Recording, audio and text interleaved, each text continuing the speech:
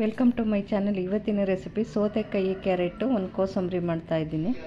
ಅದಕ್ಕೆ ಬೇಕಾಗಿರೋಂಥದ್ದು 1 ಕ್ಯಾರೆಟ್ 1 ಸೌತೆಕಾಯಿ ಎರೆದುಬಿಟ್ಟು ಇಟ್ಕೊಂಡಿದ್ದೀನಿ. ಮೇಲ್ಗಡೆ ಸಿಪ್ಪೆ ತೆಗೆದು ಕಾಯಿ ತುರಿ ಕೂಡ ತೊಗೊಂಡಿದ್ದೀನಿ.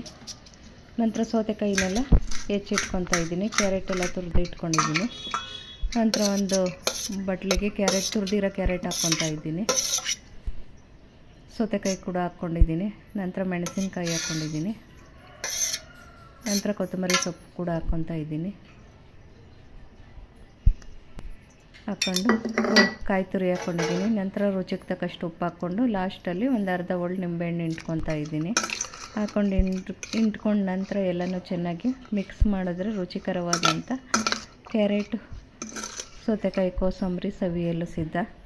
ಹಾಗೆ ಯಾರು ನನ್ನ ಚಾನೆಲ್ ನೋಡ್ತಾ ಇದ್ದೀರೋ ಲೈಕ್ ಮಾಡಿ, ಶೇರ್ ಮಾಡಿ, ಸಬ್ಸ್ಕ್ರೈಬ್ ಮಾಡಿ. ಮತ್ತೆ ಹೊಸ ವಿಡಿಯೋದೊಂದಿಗೆ ಬರ್ತೀನಿ. ಬಾಯ್.